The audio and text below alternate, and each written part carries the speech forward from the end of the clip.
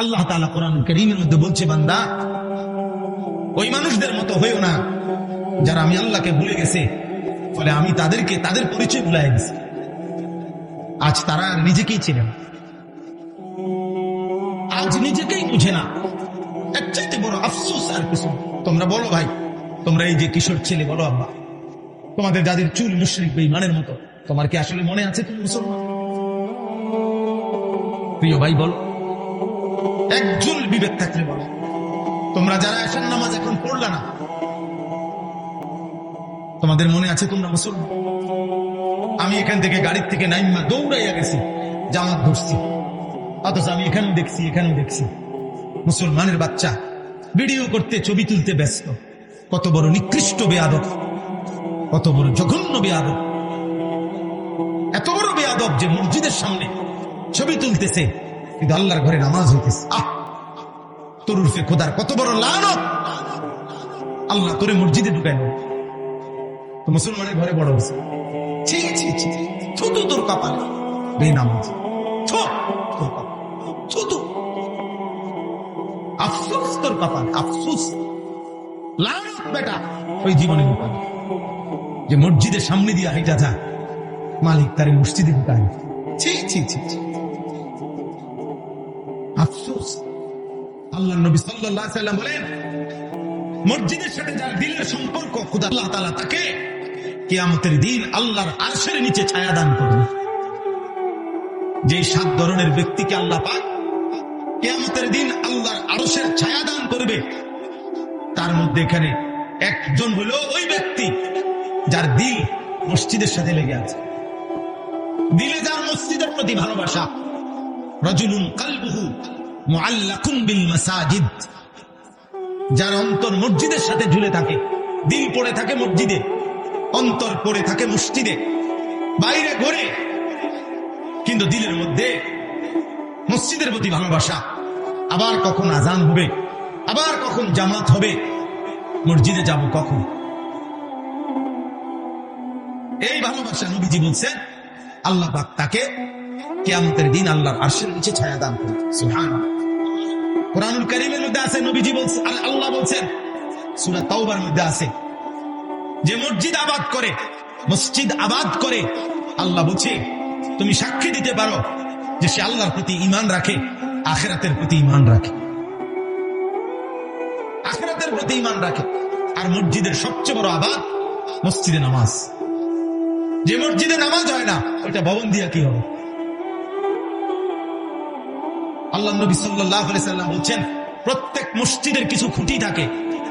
ইন্না লিল মসজিদে আওতাদান, প্রত্যেক মসজিদের কিছু খুঁটি থাকে, খুঁটি, পিলার। নবীজি বলছেন প্রত্যেক মসজিদে 5 ওয়াক্ত যে মানুষগুলো নামাজ পড়ে ওরা ওই মসজিদের খুঁটি, পিলার। কি কথা! নবীজি বলছেন ওই মুসল্লিগুলোর জন্য, প্রত্যেক মসজিদের যে খুঁটির মতো 5 ওয়াক্ত নামাজ পড়ে যে মুসল্লিরা, এদের জন্য আল্লাহ পাক আলাদা ফেরেশতা নিয়োগ দিয়ে রাখে। ওই ফেরেশতারা প্রতি ওয়াক্তে নামাজের সময় ওই নির্ধারিত মুসল্লিদের খবর নেয়, তারা আসলে তাদের জন্য রহমত মাগফিরাতের দোয়া করে। কসম আল্লাহর নবীজি বলেন, যদি তারা মসজিদে না আসে, আল্লাহর ওই ফেরেশতারা তাদের খবর নেয়, যদি অসুস্থ হয় তাহলে তার জন্য আল্লাহর কাছে শিফা, সুস্থতা কামনা করে দোয়া করে। পেরেশানি থাকলে আল্লাহর কাছে দোয়া করে, আল্লাহ আপনার বান্দা পেরেশানিতে আছে, আপনার সেজদা দিতে জামাতে আসতে পারে নাই, আপনি তার পেরেশানি দূর করুন। বদনসিব বেটা, মুসলমানের বাচ্চা বেটা, মসজিদ চিনুস না বেটা, নামাজি চিনলি না, না বেঈমান হইলি, না ইমানদার হইলি, কিছুই তো হইলি না বেটা, কিছুই তো। কোন ইহুদির বাচ্চা তো তোদেরকে নিবে না বেনামাজি। যাইয়া দেখ বেটা, আমেরিকার আব্বারে গিয়া বল যে আমি 24 ঘন্টা তোদের মতো চলি ফিরি,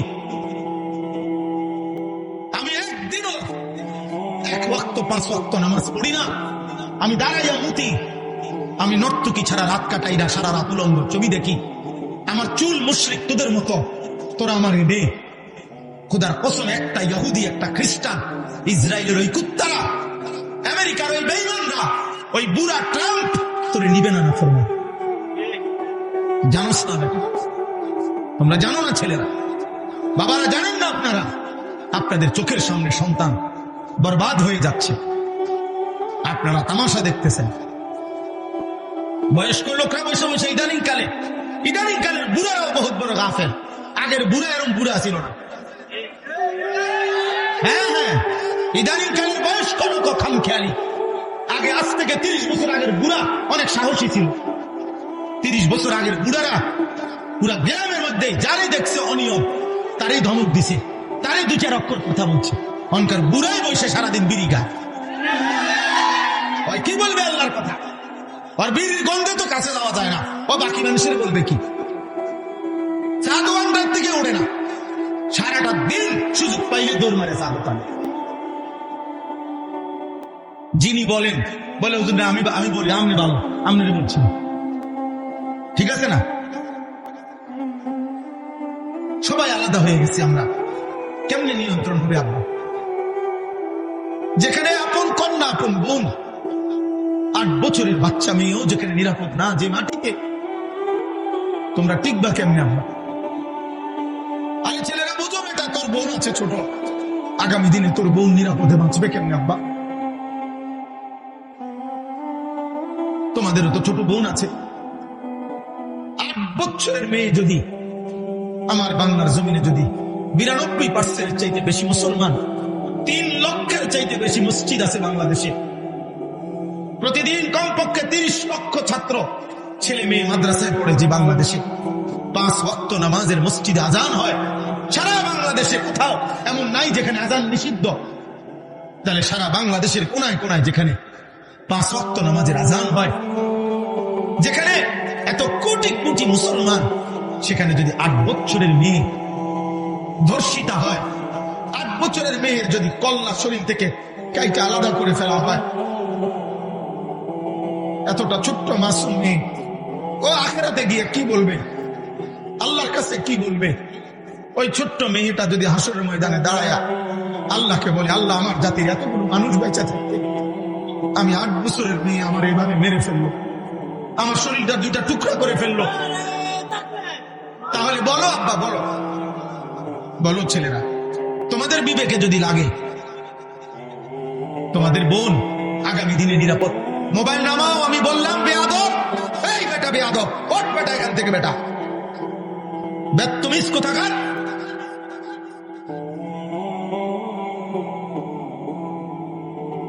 কত বড় বেয়াদব, চিন্তা করছেন?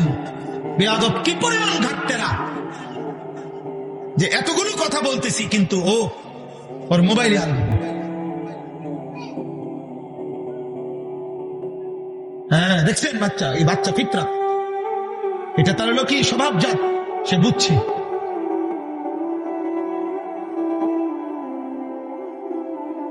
প্রত্যেক মানব সন্তানের ভিতরে এই ছোট বাচ্চা ওইটা বুঝছে। দেখছেন নি, ওই মোবাইল ধরে রাখছে, মানে সৃষ্টিগত ভাবে গুনার প্রতি ঘৃণা। খোদার কসম, এই কোরআন ধরে বলি, আল্লাহ মানুষের জন্মসূত্রে দিয়ে দিয়েছিলেন, এই পরিবেশ নষ্ট করে দিয়েছে।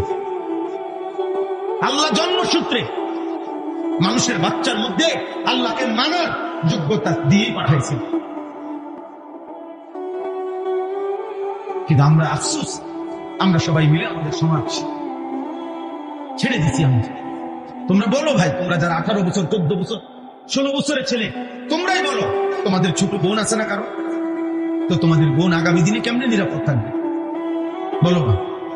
সবাই মিলে যেভাবে তোমরা মোবাইলে পাগল হয়ে গেলা, সবাই যে যা পাইতেছো দেখতেছো, সবাই মনে করে যাচ্ছ সারা পৃথিবীর সব নারী, তোমার দেশের সব মহিলা উলঙ্গ হয়ে যাক, তুমি সবাইকে দেখতে চাচ্ছ। তাহলে আগামী দিনে তোমার বোন বাঁচবে কেমনে? তোমার কন্যা বাঁচবে কেমনে? আমারও তো 4.5 বছরের ছোট্ট মেয়ে আছে, আমার সে মেয়ে বড় হবে কোন সমাজ? বলো, আগামী দিনে আল্লাহ চাহে তো এখন তোমাদের যাদের বয়স 16 বছর, 18, 20 বছর, আল্লাহ যদি হায়াত দেয়, আমরা দোয়া করি আল্লাহ তোমাদেরকে হায়াত দিক, তো তোমরাও তো আব্বা আগামী 10 বছরের ব্যবধানে আল্লাহ দিলে ইনশাআল্লাহ তোমরা তো বিয়ে করবে।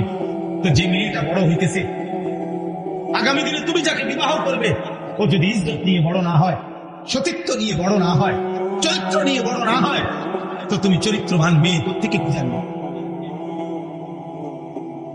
তোমরা যে যাকে পাচ্ছ, যে যেখানে পাইতেছ, নারীর ছবি তুলতেছ, মেয়ের ছবি তুলতেছ, যে যাকে পাচ্ছ তারে ফুসলাইয়া প্রলোভন করে হারাম প্রেম ভালোবাসার নামে অস্থিরতার মধ্যে ডুবাই দিতেছ। তা আগামী দিনে বাঁচবা কেমনে আব্বা? পবিত্র নারী মিলবে কিবা? মোবাইলের নারী আর ঘরের বিবাহিত স্ত্রী এক কথা না, দুইটা তো এক বিষয় নয়। বাপ, বাঁচতে শিখো, বাঁচতে শিখো। আমরা বললাম এটা একক কোন সরকারের দায়ী করলে হবে না। একটি দেশের সম্মিলিত জনগণ আমরা, ছোট বড় নাবালেক বয়স্ক নারী পুরুষ, আমাদের প্রত্যেকের সচেতনতা, প্রত্যেকের সামষ্টিক প্রচেষ্টা আমাদের সমাজ থেকে এই মুহূর্তে বাংলাদেশে একেবারে মরণ ব্যাধি, একেবারে মহামারীর মতো ধর্ষণ এবং পরকীয়া বাংলাদেশের এই মুহূর্তে একেবারে চ্যালেঞ্জিং পর্যায়ে পৌঁছে গেছে। যা যদি এই মুহূর্তে নিয়ন্ত্রণ করা না হয়, আমার দেশের ভবিষ্যৎ পুরোপুরি অন্ধকার হয়ে যাবে, পুরোপুরি। এজন্য তোমরা প্রত্যেকটা যুবক যার যার জায়গা থেকে, আমরা আওয়ামী লীগ বিএনপি বুঝি না, আমরা জাতীয় পার্টি জামাত ইসলাম বুঝি না, আমরা বুঝি 18 কোটি বাংলাদেশের প্রত্যেকটা জনগণ বলতে হবে দর্শকের বেবিচারীর নগদ বিচার চাই, নগদ শাস্তি চাই। আমরা নগদ বিচার হইতে হবে, নগদ। আজকে যদি প্রিয় ভাই শহীদ শরীফ ওসমান হাদি থাকতো তো দেখতাম প্রতিবাদ কাকে বলে। ইমানদার চলে গেছে, সাহসী যুবক চলে গেছে, নয়তো দেখতা তোলপাড় হয়ে যাইত। আল্লাহ পাক আবার আমার দেশে তোমাদের মাঝ থেকে হাদির মতো সন্তান আল্লাহ কবুল করে নেন। দয়া করো, প্রত্যেকেই ফিকির করো, আখলাকের হেফাজত করো। আব্বা, তোমার মা আছে, তোমার বোন আছে, তোমার কন্যা আছে, তোমার স্বজন আছে। আমরা পারস্পরিক মানুষ, সামষ্টিক মানুষ। আমরা সবাই সবাই আত্মীয় স্বজন, আমরা সবাই সবার আপনজন। আমাদের মা, আমাদের বোন, আমাদের নারী, আমাদের কন্যারা যদি আমাদের সমাজে নিরাপদে থাকতে না পারে, যেখানেই লাঞ্ছিত হয়, যেখানেই হোক, যার দ্বারাই হোক, সেটাই চরম ঘৃণিত এবং তার বিরুদ্ধে প্রতিবাদ করা আমাদের দায়িত্ব। সে যেই হোক, আমার ঘরের হোক, আপনজন হোক আর দূরের হোক, আমার সমগোত্রীয় হোক অথবা অন্য গোত্রের হোক। ধর্ষক ধর্ষকই, ব্যভিচারী ব্যভিচারী, আমরা ধর্ষককে থুতু মারি, আমরা ব্যভিচারীকে আমরা থুতু মারি, চরিত্রহীনকে আমরা ঘৃণা করি, ঘৃণা করি।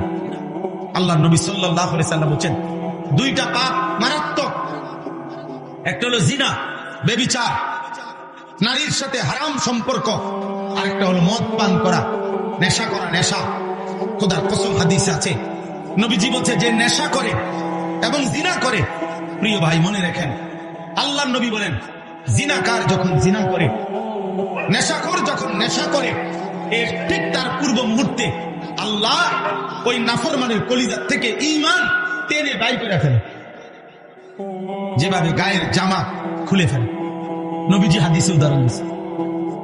নবীজি সাল্লাল্লাহু আলাইহি সাল্লাম বলেন মান শারিবাল খামরা মান জানা ওয়া শারিবাল খামরা, যে ব্যভিচার করে এবং মদ পান করে, আল্লাহ তার অন্তর থেকে নাযা আল্লাহু মিন কলবিহিল ঈমান, আল্লাহ তার অন্তর থেকে ঈমান এভাবে খুলে ফেলে, কামা ইয়াখলাউল ইনসানু আল কামিসা মিন রাসিহি, মানুষ যেমন তার গায়ের জামা খুলে ফেলে।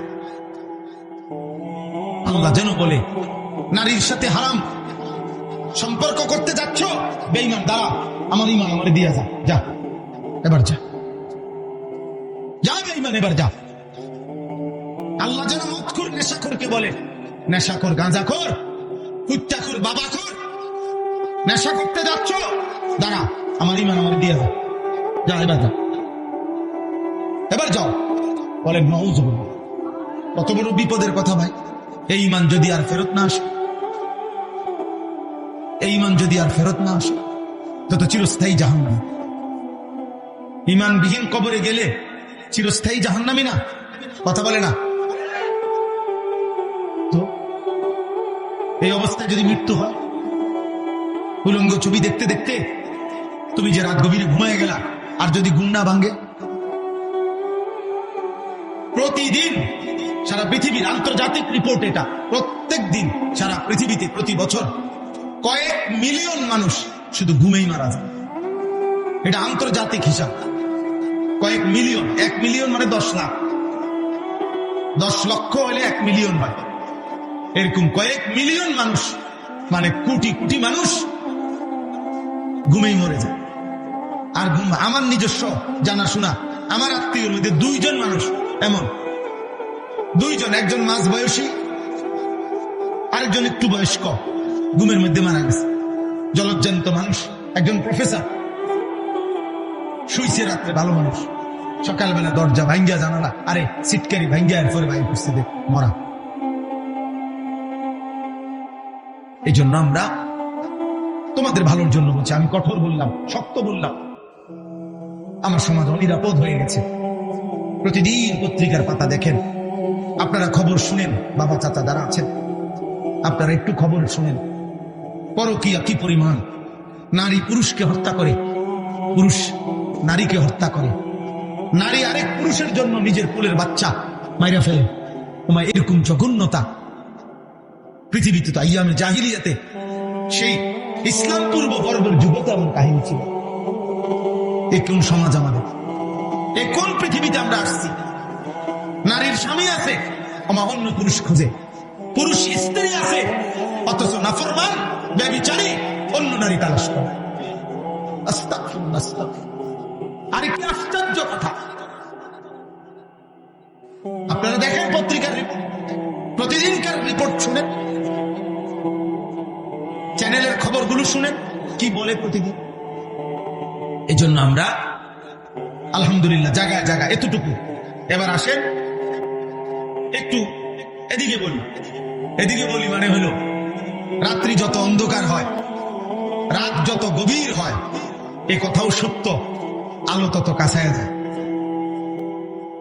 এখন বাজে মাত্র 9টা 22, বুঝা গেল এখনো রাত বাকি অনেক।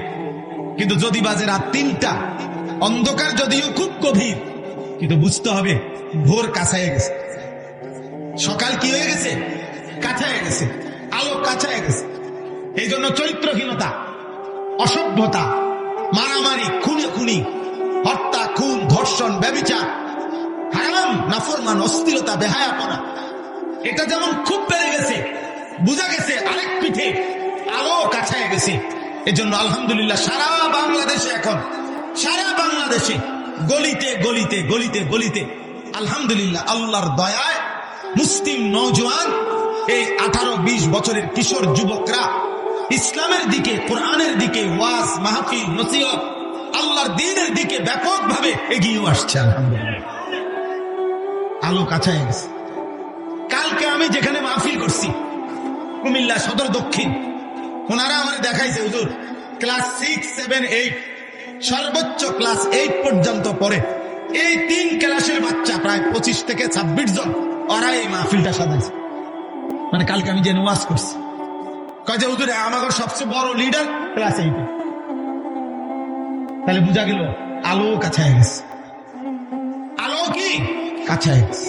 আলহামদুলিল্লাহ প্রত্যেক জায়গায় সারা বাংলাদেশে আমরা, সেদিন আমি সিলেট ফজরের নামাজের পরে বাদ ফজর বয়ান করছি, এই 3-4 দিন আগে। আমরা একটা কাজ করি সারা বাংলাদেশে, ফজর ক্যাম্পেইনের কাজ করি, অর্থাৎ ফজরের নামাজে মুসল্লি বৃদ্ধির জন্য সারা বাংলাদেশে আমরা ফজরের মুসল্লি বৃদ্ধির জন্য প্রচারণা করি।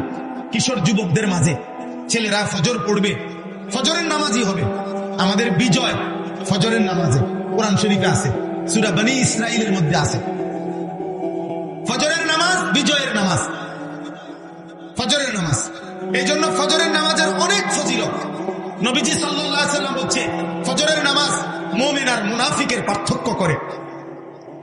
কোন ব্যক্তি মুমিন না মুনাফিক, আল্লাহর কসমে কোরআন ধরে বললাম, নবীজির হাদিস মতে এটা প্রমাণ হয় কিভাবে? ফজরের নামাজে। নবীজি যাকে ফজরের নামাজে অনুপস্থিত দেখতেন তাকে মুনাফিক মনে করতেন। সাহাবায়ে কেরাম বলছেন, আমরা নবীজির জামানায় যাকে আমরা ফজরের জামাতে না দেখতাম, খোদার কসম আসানা বিহিজ জান। হযরত আব্দুল্লাহ ইবনে ওমর বলেন, আমরা তাকে ভাবতাম হয় রোগাক্রান্ত আর নয়তো মুনাফিক। লোকটি হয় অসুস্থ যার কারণে আসতে পারে নাই, আর নয়তো মুনাফিক। মুনাফিক মুনাফিক কোরআনুল কারীমে স্পষ্ট আছে মুনাফিকের ব্যাপারে। আল্লাহ বলছে মুনাফিক এমন, মূলতই সে আল্লাহর পথে আসতে চায় না। ওয়ালাউ আরাদুল খুরুজা লাআদ্দু লাহু উদ্দা। আল্লাহ বলে সে যদি আসলে আমার পথে বের হইতে চাইতো তাহলে কিছু প্রস্তুতি নিত।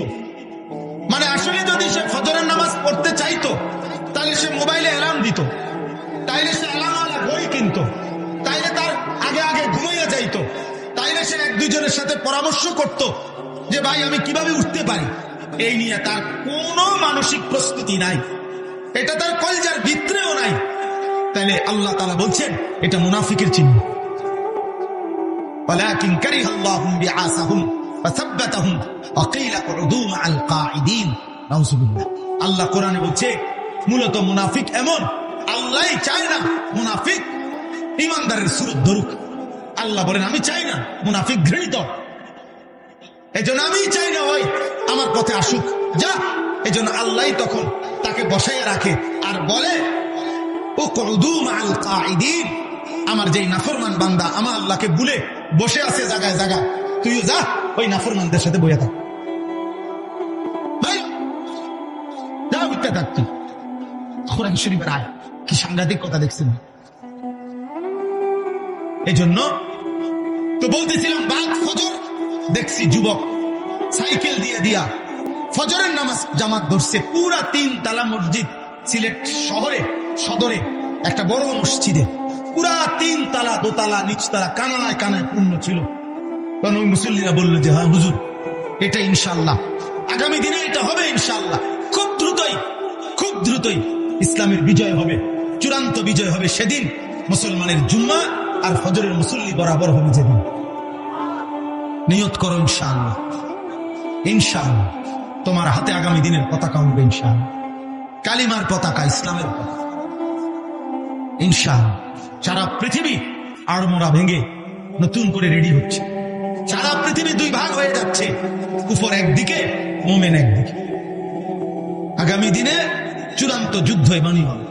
আল্লাহ আমাদেরকে বুঝ দান করে, আল্লাহ আমাদেরকে বিবেক দান করেন। আল্লাহ তাআলা আমাদের এই ছেলেদেরকে আল্লাহর দিকে ফিরায়া দেন। আমি অনুরোধ করলাম একটা ছেলেকে হলে বললাম, প্রিয় ভাই আমার এটা ফিকির, আমার এটা চেষ্টা, আমার এটা আন্তরিক প্রচেষ্টা। আমি আর এখন কাউকে কোনো প্রতিপক্ষ মনে করি না, কাউকে না, কারো প্রতিপক্ষ আমার কোন প্রতিপক্ষ মনে করি না। আমার আর কোনো প্রতিপক্ষতার দরকার নাই। আমি মনে করি আমাদের এই মুসলিম কিশোর যুবক নওজওয়ানরা আল্লাহর দিকে ফিরবে, 5 ওয়াক্ত নামাজ পড়বে, ফজরের নামাজ জামাতে পড়বে, আগামী দিনের ইসলামের পতাকা উড়াবে ইনশাআল্লাহ। ইনশাআল্লাহ বলো, ইনশাআল্লাহ বলো নওজওয়ান, ইনশাআল্লাহ। তোমরা চেষ্টা করো আব্বা, নষ্ট হইও না। নষ্ট হইলে কেউ মনে রাখবে না। পচে গেলে মানুষ ফেলে দিবে, আবর্জনা মানুষ ফেলে দেয়, পচা জিনিস মানুষ ফেলে দেয়, নষ্ট হয়ে গেলে মানুষ ফেলে দেয়।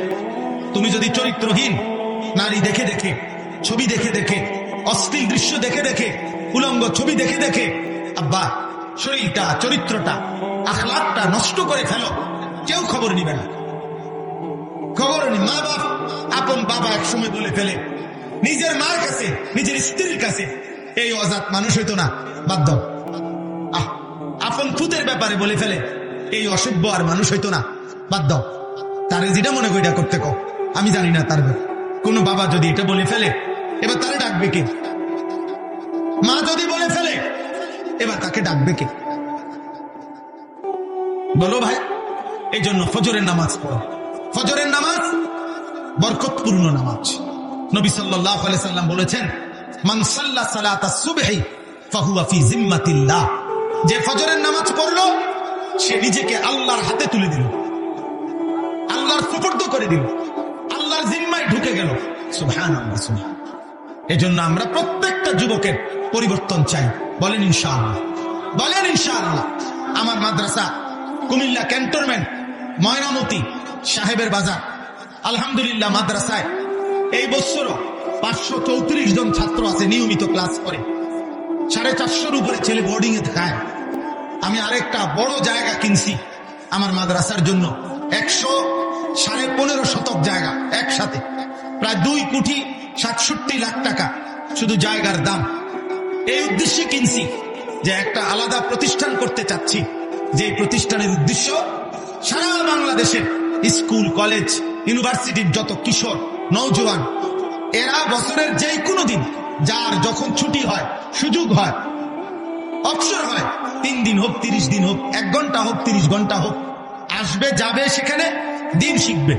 ওযু, নামাজ, সূরা, কেরাত, দোয়া, কালাম, পাক নাফাক, রুকু, সেজদা, যেটুকু সময় হয় শিখবে। যে আসবে যখন দিন শিখবে তখন, যার সময় যতক্ষণ দিন শিখবে ততক্ষণ। এটা আমার আশা। আলহামদুলিল্লাহ, আমরা গত বছর 500-র মতো ছেলে 6 দিনে মোট 2 বারে 3 দিন করে স্কুল কলেজের ছেলে আমরা ওযু, নামাজ, সূরা, কেরাত, দোয়া, কালাম এগুলা শেখাইছি।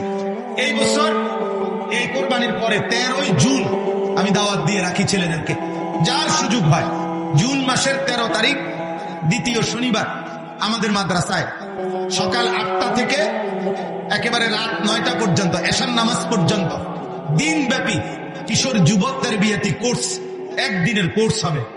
সকাল 8টা থেকে জোহর পর্যন্ত স্কুল, কলেজ, ইউনিভার্সিটির যত ছেলে আসবে ওদেরকে আমরা সূরা, কেরাত, দোয়া, কালাম শিখাবো।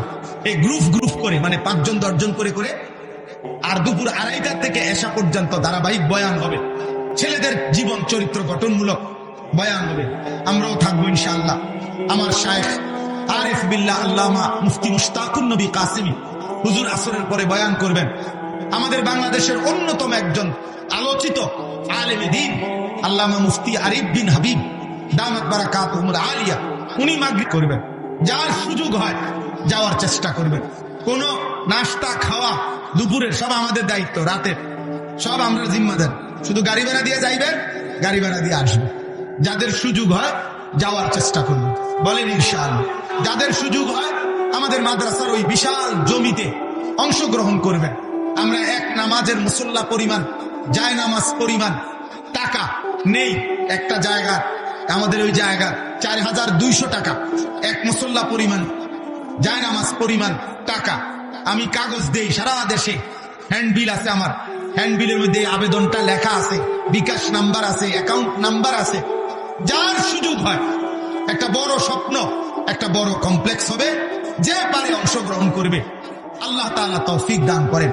আপনাদের প্রত্যেকের কাছে আমরা অনুরোধ করলাম, আপনারা আপনাদের ছেলেদের দিকে নজর দেন, আপনাদের মেয়েদের দিকে নজর দেন, আপনাদের পরিবারের স্ত্রী, সন্তান, ছেলে মেয়ের দিকে আখিরাতের বিষয়ে আরেকটু যত্নবান হন। ইদানিং কালে এসে আমরা বেশি অভিভাবকরা বাড়ি ঘর, বিল্ডিং, দালান, বাজার, সদাই, বিদেশ আর ছেলে পেলেকে তার হাতে ছেড়ে দিচ্ছেন। এমনি তো বাবা সন্তান মানুষ হয় না। মানুষের বাচ্চা, গাভীর বাচ্চা এক না। গাভীর বাচ্চা পুরা গ্রাম দৌড়ায়, কারণ তার শুধু এক বেলা এসে দুধ খাইলে চলে, ঘাস কদ্দুর খাইলে চলে, তার কোনো আখলাক শিখা, চরিত্র শিখা এমন কোনো বিষয় নাই। কিন্তু মানুষের বাচ্চা আর গরুর বাচ্চা এক না। মানুষের বাচ্চাকে শুধু ভাত খাইলে হয় না, মানুষের বাচ্চা শুধু গুণ যাইলে হয় না। মানুষের বাচ্চাকে ঈমান শিখতে হয়, ইসলাম শিখতে হয়, আখলাক শিখতে হয়, চরিত্র শিখতে হয়, চরিত্র শিখতে হয়। হাদিসের মধ্যে স্পষ্ট আছে, মিশকাতের মধ্যে হাদিস আছে। এক সাহাবী এসে নবী সাল্লাল্লাহু আলাইহি সাল্লামকে জিজ্ঞেস করছে, ইয়া রাসূলুল্লাহ, আমাকে নামাজ শিখিয়ে দেন। তিনি নবী সাল্লাল্লাহু আলাইহি সাল্লাম বললেন, তুমি আমাদের সাথে 2 দিন থাকো, 2 দিন থাকো এবং প্রত্যেক ওয়াক্ত নামাজে আমাদের সাথে নামাজ পড়ো। তখন 2 দিন টানা সাহাবী নবীজির সাথে নামাজ পড়ছেন, দেখছেন। আল্লাহ নবী সাল্লাল্লাহু আলাইহি সাল্লাম বললেন, 2 দিন পরে তুমি কি এই 2 দিনের ধারাবাহিক নামাজ দেখেছো? সাহাবী বললেন, হ্যাঁ। আল্লাহ নবী বললেন, তাহলে এভাবেই সারা জিন্দেগি নামাজ পড়ো। তাহলে নবীজি নিজের কাছে রাইখা কি করছেন বলেন না? শিখাইছেন। কি করছেন? শিখাইছেন। হযরত মালিক ইবনুল হুওয়াইরিস একজন সাহাবী, বুখারী মুসলিমের হাদিস। আল্লাহর নবী বলেন, ওই সাহাবী বলেন, আমরা 14-15 বছরের কিশোর ছেলে, এক বয়সী আমরা কয়েকজন নবীজির কাছে আসলাম। এসে থাকার অনুমতি চাইলাম, নবীজি আমাদেরকে থাকতে দিলেন দিন শিখার জন্য। সাহাবী বলেন ফাআকামনা ইনদাহু 20 ইয়াওমান, আমরা 20 দিন টানা নবীজির কাছে ছিলাম। বুখারীর হাদিস, মুসলিম শরীফের হাদিস। আমরা 20 দিন নবীজির কাছে ছিলাম। 20 দিন থেকে আল্লাহর নবীর কাছে আমরা দিন শিখলাম। 20 দিন পরে দেখেন, 20 দিন পরে নবীজি এবার বললেন ইরজিউ ইলা আহলিকুম, তোমরা তোমাদের বাড়িতে ফিরে যাও। ওয়া আল্লিমুহুম, তোমাদের পরিবারের সদস্যদেরকে এবার যা শিখছো এবার তোমরা গিয়ে শিখাও শিখাও। এবং বললেন ওয়াসাল্লু কামা রাআইতুমুনি উসাল্লি, এই 20 দিনে আমারে যেভাবে নামাজ পড়তে দেখেছো তোমরা মহল্লায় গিয়ে এভাবে নামাজ পড়ো। এরপরে বলছেন ওয়া ইযা হাদারাতিস সালাহ ফালিউআদ্দিন আহাদুকুম, নামাজের ওয়াক্ত হইলে তোমাদের মধ্য থেকে একজন আযান দিও। ওয়ালিয়া উম্মাকুম আকবারুকুম, তোমাদের মধ্যে বয়সে যে একটু বড় সে ইমামতি করুন। কি বোঝা গেল? 20 দিনে এই পরিমাণ দিন শিখছে, এবার না করে আযানও শিখাইছে, এমনকি ইমামতি করা পর্যন্ত ওনারা শিখে ফেলছে। নাহলে এটা বললো কেন যে নামাজের ওয়াক্ত হইলে একজন কি দিও? আযান দিও। আর তোমাদের মধ্যে বয়সে যে একটু বড় সে কি করো? ইমামতি। তাইলে ওয়ানাহনু শাবাবাতুল মুতাকারিবুন, হাদিসের শব্দ। উনি বলেন আমরা ছিলাম এক বয়সী যুবক। তাহলে 14 বছরের সাহাবী, 15 বছরের সাহাবী নবীজির কাছে দিন শিখছে, দিন শিখছে। 10 বছরের সাহাবী দিন শিখছে। 13 বছরের সাহাবী নবীজির কাছে থাইকা দিন শিখছে। আপনারা আপনাদের এই সন্তানদেরকে দিন শেখান। স্কুলে পড়ুক, কলেজে পড়ুক, ইউনিভার্সিটি পড়ুক, কোনো অসুবিধা নাই, কিন্তু কিছুটা সময় আলাদা করেন, আলাদা করেন। প্রিয় ভাই, তোমাদেরকেও বলি ভাই, দিন শিখো, আল্লাহকে চিনো। আব্বা মুসলমান, অথচ এই জিব্বা আল্লাহর দেওয়া, সেই জিব্বায় আল্লাহর দেওয়া কোরআন একটা লাইন দেখা দেখা যেই মুসলমান আল্লাহর কোরআন দেখে দেখেও শুদ্ধ করতে পারে না, আহা, তার চাইতে বড় দুর্ভাগা, বদনসিব, মন্দ কপাল আর কেউ হইতে পারে। যার দেওয়া চোখ, সেই চোখে মালিকের কোরআন দেখে না। যার দেওয়া জিব্বা, ওই চোখে আল্লাহর কালাম করতে পারে না। এর চাইতে বড় দুর্ভাগ্য আর কি? এর চাইতে বড় দুর্ভাগ্য কি ভাই বলেন আপনি? আমি তো প্রায় বলি, ওই যে অসংখ্য মুসলমান আছে আমাদের সমাজে যাদের উপরে হজ ফরজ, কিন্তু 60 বছরেও যেই মুরব্বীর হাতে 3টা ফুট বিদেশ গেছে, 3 বিল্ডিং করছে, বিয়ে দিছে, কত কিছু করছে উনি, কিন্তু উনার কপালে আল্লাহর ঘরে যাওয়াটা জুটে নাই। কাবার কালো গিলাফ দেখে নাই, মদিনার রওজা, নবী সাল্লাল্লাহু আলাইহি ওয়াসাল্লামের সামনে দাঁড়াইবার মতো মহব্বত কলিজায় জাগে নাই। আপনি কিসের আশেক মিয়া? গায়ের জোরে বললে হবে মিয়া?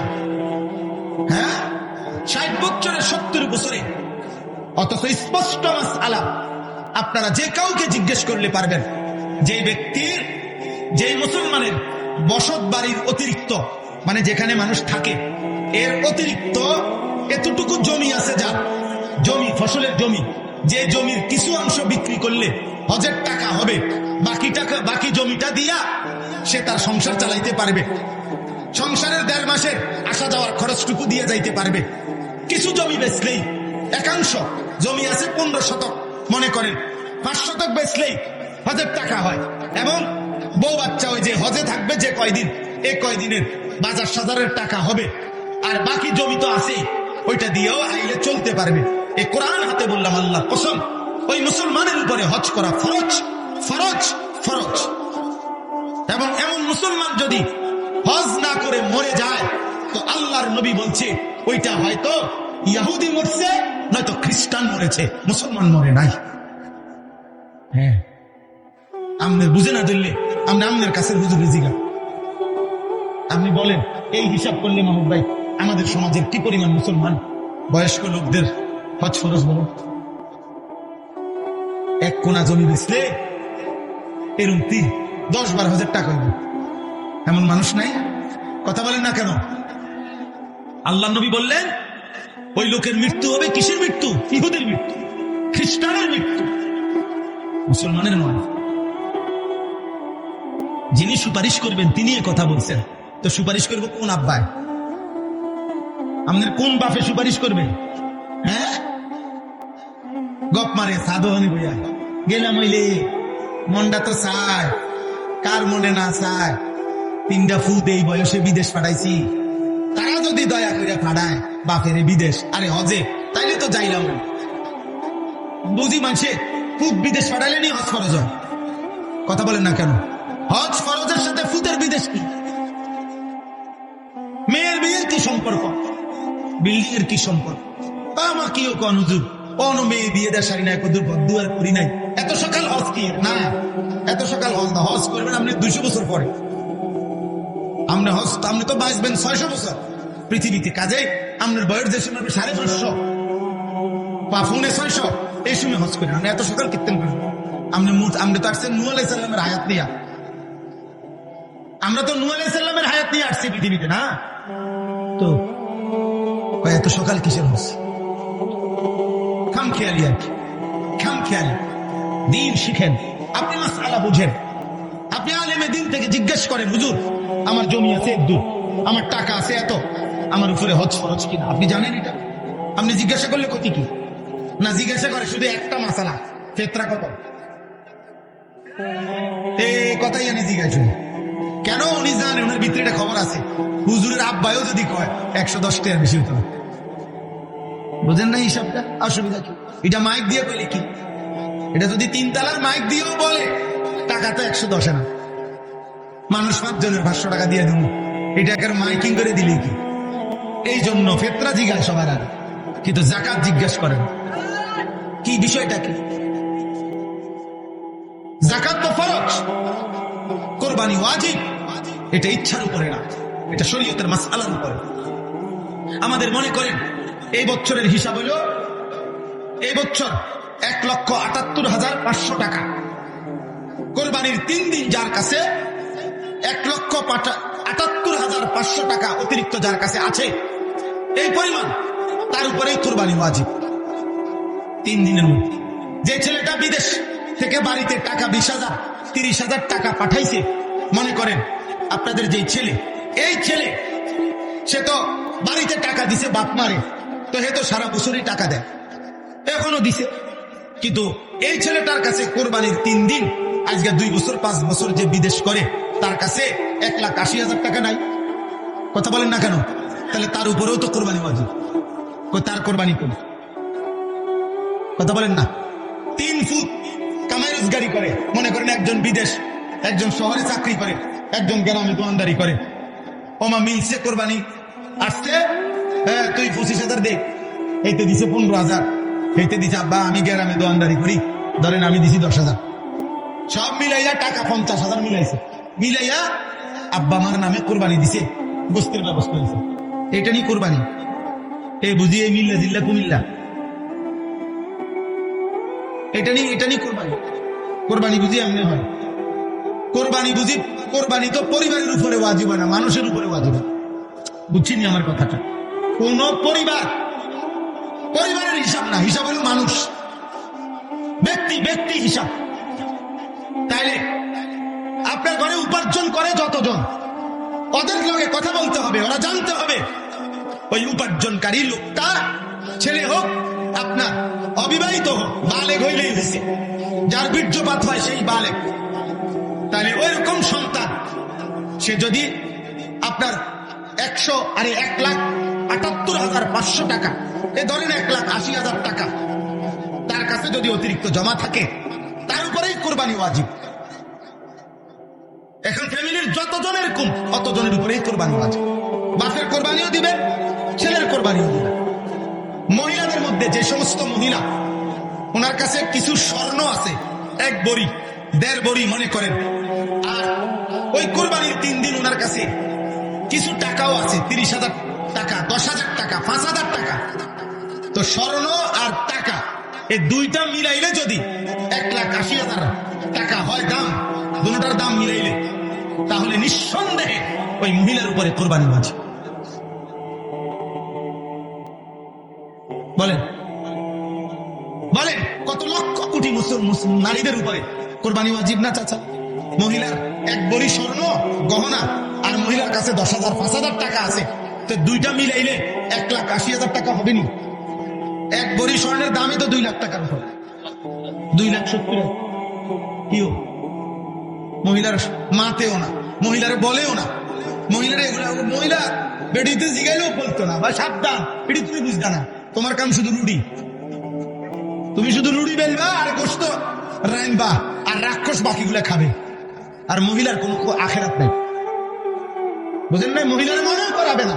যে মহিলা আজকে 40 বছর 30টা বছর তোমার সংসার করে, তোমার সন্তানের জন্য সে তার জীবনটা শেষ করে দিছে, সে এই ফ্যামিলির মহিলা স্ত্রী, সে আজকে এত বছর সংসারের জন্য এত কিছু করে, তার জন্য কোরবানি দিলে অসুবিধাটা কি?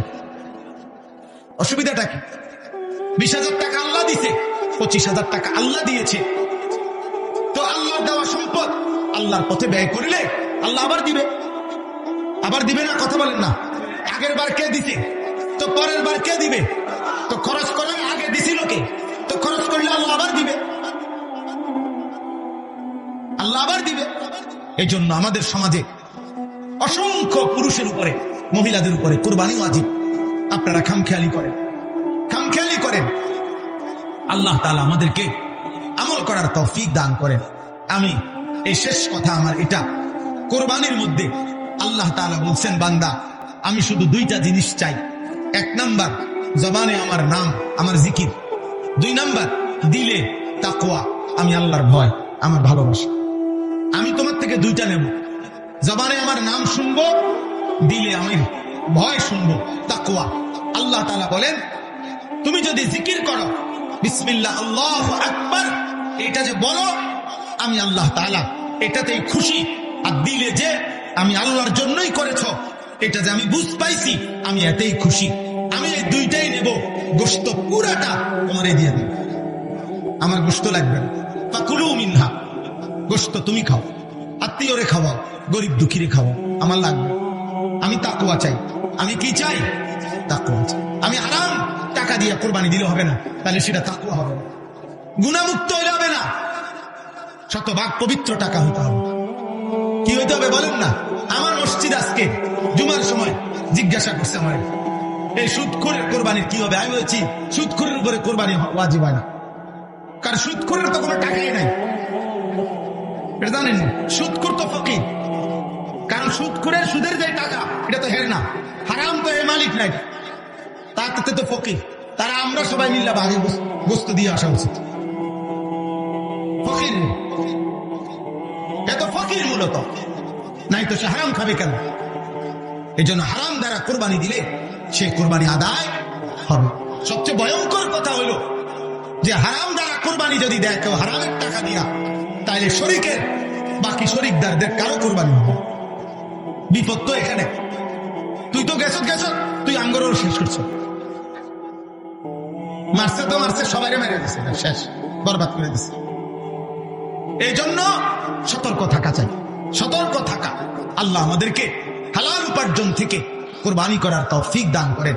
আল্লাহ তাআলা পুরুষ নারী মা বোন আমাদের সকলকে বুঝে শুনে কোরবানি আদায় করার তৌফিক দান করেন। নবীজি সাল্লাল্লাহু আলাইহি সাল্লাম হযরতে ফাতেমা রাদিয়াল্লাহু তাআলা আনহাকে বলছেন, ফাতেমা মনে রেখো, কোরবানির প্রথম ফোঁটা রক্ত মাটিতে পড়বার সাথে সাথে আল্লাহ পিছনের সব গুনাহ মাফ করে দেয়। অনেক ফজিলত, অনেক ফজিলত, অনেক নেকি আব্বা, অনেক নেকি, অনেক নেকি। মহব্বতের সাথে ইনশাআল্লাহ কোরবানি আদায় করবেন, বলেন ইনশাআল্লাহ। এই কয়েকদিন নফল রোজা রাখার চেষ্টা করেন। কোরবানির আগের দিন পর্যন্ত 9 জিলহজ 9টা রোজা রাখা নবীজির মুবারক আমল। আলহামদুলিল্লাহ, আল্লাহ নবী বলছেন জিলহজের প্রথম দিন থেকে কোরবানির আগের দিন পর্যন্ত এই 9টি রোজার প্রত্যেকটি রোজা, একটি রোজা 1 বছরের পূর্ণ রোজার সওয়াব। এই রাতগুলোতে ইবাদত করলে সবে কদরে ইবাদতের সওয়াব। আলহামদুলিল্লাহ, আমরা গত প্রথম দিন থেকে আজকে পর্যন্ত সবগুলো রোজা রাখছি, আলহামদুলিল্লাহ। বাকিগুলো রাখার পূর্ণ ইরাদা আছে ইনশাআল্লাহ। নবীজি বলছেন 9 জিলহজ মানে কোরবানির আগের দিনের রোজা। আপনারা সবাই চেষ্টা করবেন বুধবারের রোজাটা। আল্লাহ নবী বলছেন 9 জিলহজ রোজা রাখলে আল্লাহ তাআলা তার পিছনের 1 বছর, পরের 1 বছর, 2 বছরের গুনাহ মাফ করে দিবেন। মা বোনদেরকে বলবেন 9 জিলহজ বুধবার দিন সকালবেলা ফজরের নামাজের পর থেকে 5ম দিন বুধবার, বৃহস্পতিবার, শুক্রবার, শনিবার, রবিবার আসর পর্যন্ত তাকবীর পড়বেন। প্রত্যেক নামাজের পরে আল্লাহু আকবার, আল্লাহু আকবার, লা ইলাহা ইল্লাল্লাহু ওয়াল্লাহু আকবার, আল্লাহু আকবার, ওয়ালিল্লাহিল হামদ। 5 ওয়াক্ত নামাজের ফরজ সালাম ফিরাইয়া এই তাকবীর পড়া ওয়াজিব। তাকবীর পড়বেন, বলেন ইনশাআল্লাহ। তাই এর একটা সুযোগ আছে, ছাড় আছে। যারা 5 ওয়াক্ত নামাজ পড়েন না, আপনাদের পড়তে হবে না। না হে কই করবে? হে তো নামাজই পড়ে না, এই নাফরমান করবে কই? বুঝেন না কথা? বেনামাজি নাফরমান, তুমি পড়তে হবে না। তুমি তাকবীর পড়বে কোন জায়গায়? তুমি তো নামাজই পড়ো। অতএব আগে কি সিদ্ধান্ত নেন? 5 ওয়াক্ত নামাজ পড়বো ইনশাআল্লাহ। আল্লাহ তাআলা আমাদেরকে তৌফিক দান করে, আল্লাহ আমাদেরকে কবুল করে নেন। আজকের এই করইবাড়ি যুব সমাজ এবং প্রবাসীদের উদ্যোগে এই মাহফিলে আল্লাহ বরকত দান করেন, আমিন। আলহামদুলিল্লাহি রাব্বিল আলামিন। আল্লাহুম্মা আনতাস সালাম ওয়া মিনকাস সালাম, তাবারাকতা ইয়া যাল জালালি ওয়াল ইকরাম। মাওলাই করিম আপনি মাফ করে দেন, রব্বে করিম আপনি মাফ করে দেন, মেহেরবান মাওলা আপনি মাফ করে দেন, আয় আল্লাহ আপনি মাফ করে দেন, আয় আল্লাহ। ছেলেরা ভাই, তোমরা এই হাতে ধরা মোবাইলগুলো বন্ধ করতে হবে। একজন ছেলেও দয়া করে হাতে মোবাইল ধরে রেখে ভিডিও বা রেকর্ড করা যাবে না, আমি স্পষ্ট নিষেধ করলাম। তোমরাই একজন আরেকজনকে বুঝাইয়া নিষেধ করো। যদি কারো মানতে অসুবিধা হয় তুমি চলে গেলে ভালো, যদি কেউ মানতে কষ্ট হয় তাহলে ভাইয়া চলে যাও, আমি অনুরোধ করলাম। এরপরে কিন্তু আমি ধমক দিয়ে বের করে দেব। আমার চোখের সামনে মোবাইল ব্যবহার করা যাবে। মূলত ছোট হোক বড় হোক, তুমি নিশ্চয়ই বুঝছো এটা যে দ্বীনি মাহফিল। অতএব তুমি যেহেতু এটা বুঝোই যে এটা দ্বীনি মাহফিল, অতএব এটা শুধু ফাইজলামি করা, তামাশা করা ঠিক না, এটা গরু বাজার না। এজন্য প্রত্যেকে, ছেলেরা তোমরাও একজন আরেকজনকে পরস্পর কোনোভাবে কথা বলতে দিও না, দুষ্টমি করতে দিও না। প্রয়োজনে তারা উঠায় দাও, সে অন্যত্র গিয়া দুষ্টামি করুক, যা ইচ্ছা তাই করুক। সবাই ওয়াজ শুনতে হবে এটা জরুরি না, বাধ্যতামূলক না। সকলের জন্যই, এই মহল্লাবাসী সবার জন্য ওয়াজ শোনা ফরজে আইন না। আল্লাহ যাকে পছন্দ করবে, ইচ্ছে হবে, যাক মালিকের দয়া হবে, তো সে কিছু শুনবে। এজন্য আমরা সবাই কোনোভাবে, তোমরা যারা দাঁড়ায় আছো তোমরা বসো, বউ ভাই বউ, মাশাআল্লাহ। ওখান থেকে নামো, এখানে আসো। এই ছেলে, এখানে আও ভাই।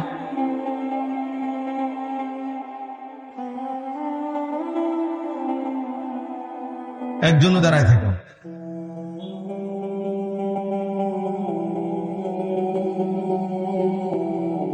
আলহামদুলিল্লাহ, আলহামদুলিল্লাহি নাহমাদুহু ওয়া নাস্তাঈনুহু ওয়া নাস্তাগফিরুহু ওয়া নু'মিনু বিহি ওয়া নাতাওয়াক্কালু আলাইহি ওয়া না'উযু বিল্লাহি মিন শুরুরি আনফুসিনা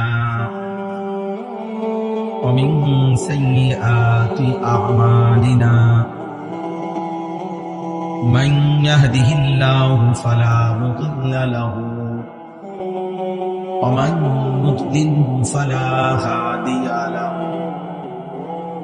ونشهد أن لا إله إلا الله وحده لا شريك له ونشهد أن سيدنا وحبيبنا ومولانا محمدا عبده ورسوله أما بعد فأعوذ بالله من الشيطان الرجيم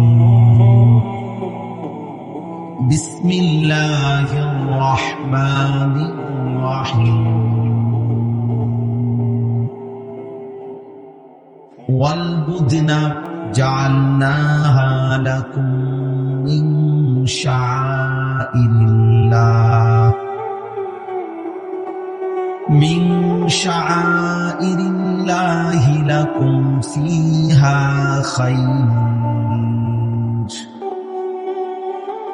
فاذكروا اسم الله عليها صواف فإذا وجبت جنوبها فكلوا منها وأطعموا القانع والمعتر كذلك سخرناها لكم لعلكم تشكرون لن ينال الله لحومها ولا دماؤها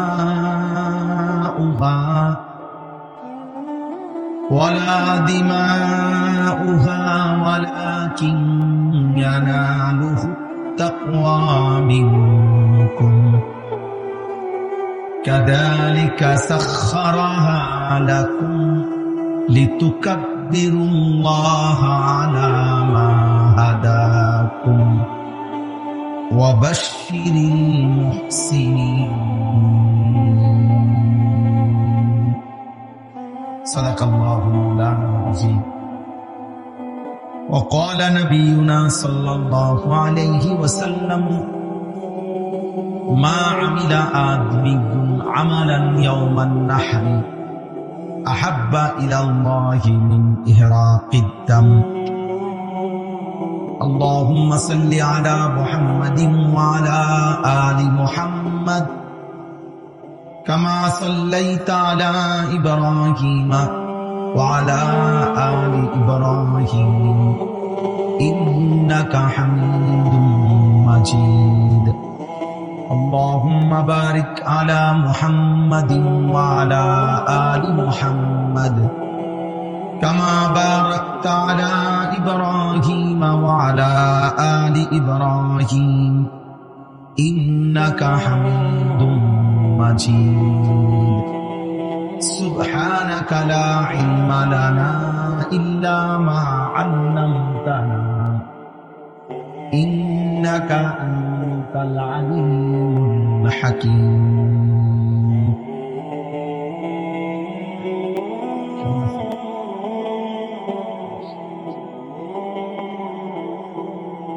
الحمد لله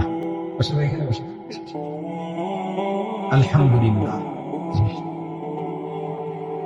আল্লাহ পাক রব্বুল ইজ্জত যুল জালাল ওয়াল ইকরামের ফজল করম রব্বুল আলামিনের অপরিসীম ইহসান মেহেরবানি দয়া আল্লাহ তাআলা আমাদেরকে আজ 22 মে 2026 রোজ শুক্রবার কুমিল্লা জেলা মুরাদনগর উপজেলাধীন বাঙ্গরা বাজার থানা অন্তর্গত করুইবাড়ি যুব সমাজ ও প্রবাসীদের উদ্যোগে আজকের এই মোতাবাররাক তৃতীয় বার্ষিক তাফসীরুল কোরআন মাহফিলে আল্লাহ তাআলাই আমাদেরকে আসবার বসবার আল্লাহর জন্যই জমা হওয়ার তৌফিক দান করেছেন আলহামদুলিল্লাহ।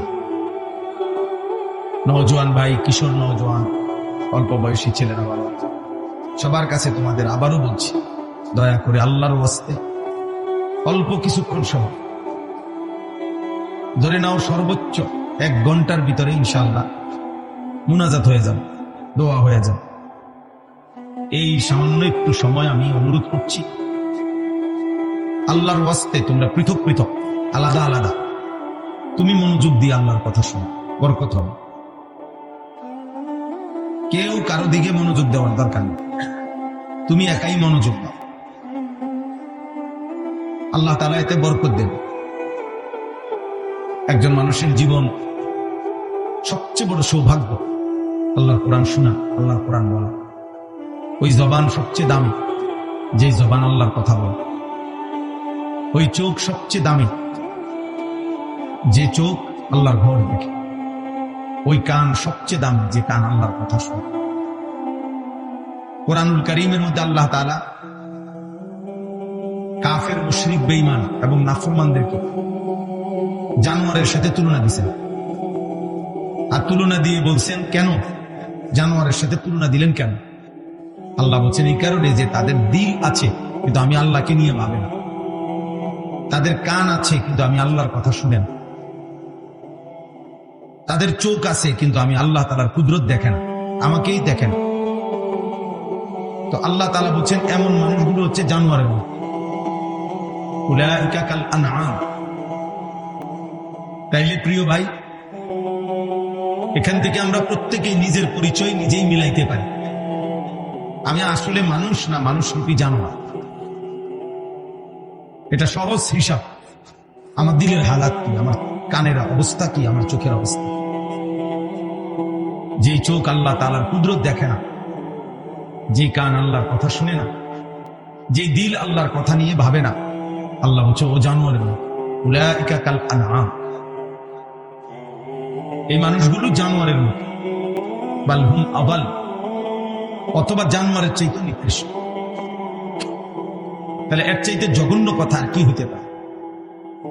তাহলে যাদেরকে আল্লাহ তাআলা জানোয়ারের মতো বলছে, তাদের পরিচয় আল্লাহ নিজে বলছে, লাহুম কুলুবুল লা ইয়াফকাহুনা বিহা ওয়া লাহুম আযানুল লা ইয়াসমাউনা বিহা ওয়া লাহুম আ'য়ুনুল লা ইউবসিরুনা বিহা। আল্লাহ বলেন যাদেরকে আমি বলেছি জানোয়ার, ওরা হলো ওই মানুষ যাদের অন্তর আছে কিন্তু কিছুই বোঝে না, যাদের কান আছে কিন্তু আল্লাহর কথা শোনে না, যাদের চোখ আছে কিন্তু আল্লাহর কুদরত দেখে না। আল্লাহ তাআলা বলছেন ওরা এমন মানুষগুলোকে দিয়ে আমি আল্লাহ জাহান্নামকে পূর্ণ করব। ওয়ালাকাদ যারানা লি জাহান্নামা কাসীরাম মিনাল জিন্নি ওয়াল ইনস। অগণিত মানুষ এবং জিন দিয়ে আমি আল্লাহ জাহান্নামকে পূর্ণ করব। তো জাহান্নামকে পূর্ণ করবে আল্লাহ যাদেরকে দিয়ে, আল্লাহ বলছে ওরা মানুষরূপী জানোয়ার। এই জন্য দোস্ত, একজন ছেলে হলো বুঝতে শেখ। এই পৃথিবীতে ওই মানুষের চাইতে বড় বোকা আর কেউ নাই যে নিজেকে চিনে না। কমপক্ষে আত্মপরিচয় যার কাছে নাই, ও কোনোভাবেই মানুষ না। যে নিজেই বুঝে না আমি মানুষ না জানোয়ার, যে নিজের ব্যাপারেই বোঝে না যে আমি যা করছি তা আসলে উচিত না অনুচিত, তা ঠিক হইতেছে না ব্যাঠিক হইতেছে, আসলে এটাই আমার করণীয় কিনা নাকি অন্য কিছু, আমি আসলাম কোত্থেকে, আমি যাচ্ছি কোথায়, কে আমাকে পাঠাইলেন, কেন পাঠাইলেন, তিনি আমার কাছে কি চাচ্ছেন, আমি যা করছি এটাই আমার সৃষ্টিকর্তা চায় নাকি তিনি ভিন্ন কিছু চাচ্ছেন। এই সামান্য কিছু বুঝ, এটুকু বুঝাপড়া যার বিবেকের মধ্যে নাই, ও আসলে মানুষ না, ও কোনোভাবেই মানুষ না, ও এই জানোয়ারের আইটেম, এই জানোয়ারের আইটেম। এই জন্য বললাম এটা বড় নিয়ামত, অনেক বড় নিয়ামত। কমপক্ষে গোটা পৃথিবী তুমি চিনলা না, কিন্তু কমপক্ষে তুমি নিজের ব্যাপারে বুঝলা আমি একজন মানুষ, আমি একজন মুসলমান, আমার একজন সৃষ্টিকর্তা আল্লাহ আছেন, আমার জীবন চলার জন্য আমার একজন পথ প্রদর্শক নবী আছেন, প্রিয় নবী সাল্লাল্লাহু আলাইহি ওয়াসাল্লাম। আমার জীবনের জন্য একটা কিতাব আছে কোরআন, আমার একটি সুনির্দিষ্ট ধর্ম আছে ইসলাম, এবং আমার একটা গন্তব্য আছে মৃত্যু, তারপরে কবর, তারপরে হাসরের মাঠ, তারপরে মিজান, তারপরে ফুলসিরাত, তারপরে জান্নাত কিংবা জাহান্নাম। এই যে একটা ধারাবাহিকতা।